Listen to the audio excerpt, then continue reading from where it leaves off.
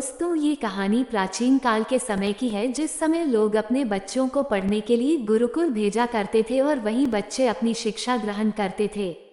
एक बार एक लड़का जिसका नाम वीर था, उसके माता पिता ने उसकी पढ़ाई के लिए उसे गुरुकुल भेजा, लेकिन वो लड़का पढ़ाई में बहुत ही कमजोर था। बाकी लड़कों की तुलना में उसे कोई भी पाठ याद नहीं हो पाता था। उसके गुरु ने उसको पढ़ाने की हर संभव कोशिश की, लेकिन वो उसे पढ़ा न सके। अंततः हारकर उन्होंने एक दिन उसे अपने पास बुलाया और कहा कि अब मुझे नहीं लगता कि तुम पढ़ सकते हो, तुम अपने घर वापस चले जाओ और अपने माता पिता के काम में हाथ बटाओ।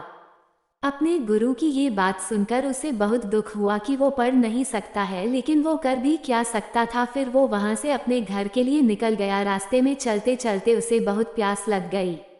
वो इधर उधर पानी की तलाश करने लगा। फिर थोड़ी दूर जाने पर उसे ने देखा कि कुछ औरतें मटके में पानी ले जाने के लिए जा रही है। उसने उनसे पूछा तो उन औरतों ने बताया कि आगे एक कुआं है जिसमें से वो पानी लेने जा रही है। वो भी उनके साथ चला गया।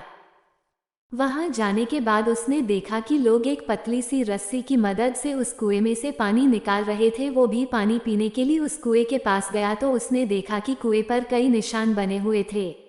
तो उसने वहां जो औरतें थी उनसे पूछा कि ये निशान कैसे लगी, तो उन्होंने बताया कि ये निशान रस्सी के कारण कुएं पर पड़ गए हैं। तो उसने कहा कि इतनी छोटी सी कोमल रस्सी से इस पत्थर के कुएं पर निशान कैसे पड़ गए। तो उन्होंने बताया कि हर दिन लोग इस रस्सी की मदद से कुएं में से पानी निकालते हैं और हर दिन रस्सी के रगड़ने के कारण इस कुएं पर निशान पड़ गए हैं।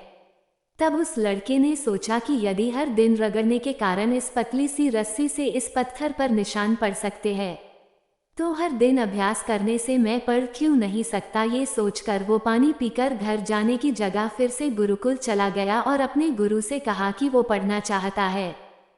उसने कहा कि अब वो पूरे मन से पढ़ेगा और तब तक पढ़ेगा जब तक वो पूरी शिक्षा ग्रहण नहीं कर लेता। उसके गुरु ने उसका जोश देखकर उसे फिर से गुरुकुल में रख लिया। अब उसके गुरु भी उसका और सहयोग देने लगे। फिर एक दिन ऐसा भी आया कि उस लड़के ने अपनी सारी शिक्षा ग्रहण कर ली और आगे जाकर एक महान व्यक्ति बना। सीख इस कहानी से हमें ये सीख मिलती है कि हम अपने लगातार अभ्यास से कोई भी काम को कर सकते हैं।